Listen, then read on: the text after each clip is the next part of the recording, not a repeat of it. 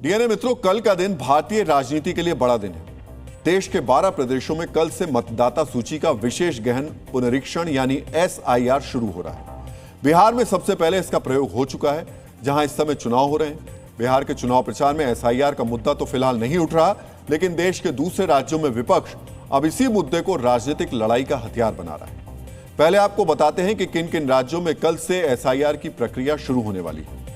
छत्तीसगढ़, राजस्थान, उत्तर प्रदेश, पश्चिम बंगाल, तमिलनाडु, गोवा, गुजरात, केरल, मध्य प्रदेश के साथ साथ केंद्र शासित प्रदेश पुडुचेरी, लक्षद्वीप, अंडमान और निकोबार में यह सर्वेक्षण शुरू होगा। इस दौरान चुनाव आयोग के कर्मचारी घर घर जाकर मतदाता सूची को अपडेट करेंगे। एसआईआर की प्रक्रिया शुरू होने से पहले ही कैसे सियासी विरोध शुरू हो गया है, हम आपको बताएंगे, लेकिन पहले आपको पश्चिम बंगाल से आई एक दिलचस्प तस्वीर दिखा देते हैं। पश्चिम बंगाल में नॉर्थ 24 परगना के स्वरूप नगर इलाके में 45 बांग्लादेशी नागरिकों को बीएसएफ के जवानों ने गिरफ्तार किया। डीएनए मित्रों, अब तक आपने सुना होगा कि भारत में घुसपैठ की कोशिश में बांग्लादेशी नागरिकों को गिरफ्तार किया जाता है, लेकिन इस बार उल्टा हुआ। गिरफ्तार किए गए 45 लोग बांग्लादेश लौट रहे थे। समझिए, इन्हें डर था कि एसआईआर के दौरान ये अपनी नागरिकता साबित नहीं कर पाएंगे, उसके बाद इन पर कानूनी कार्रवाई होगी। उससे बचने के लिए एसआईआर की प्रक्रिया शुरू होने से पहले ही ये वापस बांग्लादेश लौट रहे थे, लेकिन इन्हें पकड़ लिया गया।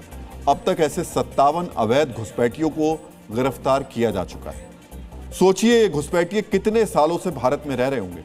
ना जाने इनके जैसे और कितने घुसपैठिए भारत में अभी भी मौजूद हैं।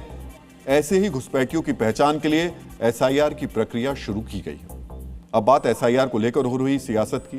तृणमूल कांग्रेस के नेता पश्चिम बंगाल में एसआईआर का विरोध कर रहे हैं। सिर्फ विरोध ही नहीं कर रहे हैं, वो लोगों को एसआईआर से बचने का फॉर्मूला भी बता रहे हैं। पहले आप टीएमसी विधायक रामेंदु सिन्हा रॉय का ये बयान सुनिए।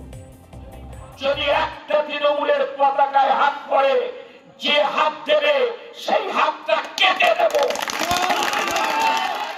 अगर एक भी तृणमूल के झंडे पर हाथ लगाया, जिसने भी हाथ लगाया उस हाथ को काट दूंगा। अगर किसी ने पार्टी को नुकसान पहुंचाने की कोशिश की तो ये काम भी करूंगा।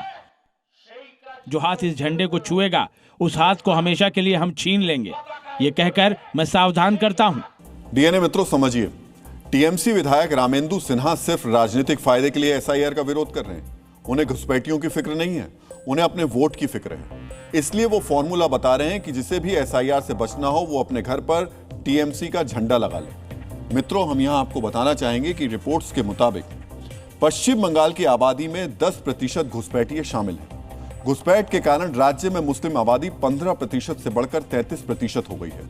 आरोप लगता है कि सूबे में बॉर्डर से सटी 60 सीटों पर घुसपैठियों के वोट अहम हैं। मुर्शिदाबाद, मालदा, नॉर्थ 24 परगना और कूच बिहार, दिनाजपुर में घुसपैठियों के कारण डेमोग्राफी चेंज की शिकायतें होती रहती हैं। बीजेपी आरोप लगाती रही है कि इन इलाकों में घुसपैठियों के वोट के कारण ही टीएमसी ने पिछले विधानसभा चुनाव में 80% सीटें जीती थी।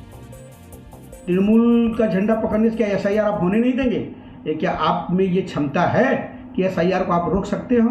ये जो बोलते हैं कि लोगों को मारा जाएगा, जलाया जाएगा और कोई भी अगर हाथ लगाएगा तृणमूल के झंडा को तो उसको गाड़ देंगे। अरे भाई, बिना हाथ लगाए आप लोग मार रहे हैं, मर्डर कर रहे हैं। आप लोग से बहुत ज्यादा उम्मीद कोई नहीं कर सकता। एसआईआर का विरोध तमिलनाडु में भी हो रहा है। सीएम स्टालिन ने इस मुद्दे पर राज्य में सर्वदलीय बैठक की। बैठक के बाद एसआईआर के खिलाफ सुप्रीम कोर्ट में याचिका दायर करने का फैसला हुआ। स्टालिन का कहना है कि राज्य में 2026 में होने वाले विधानसभा चुनाव के बाद एसआईआर कराई जाए। जिन 12 राज्यों में एसआईआर का काम शुरू हो रहा है, उनमें करीब 51 करोड़ वोटर हैं। ये देश में रजिस्टर्ड कुल मतदाताओं का आधा हिस्सा है।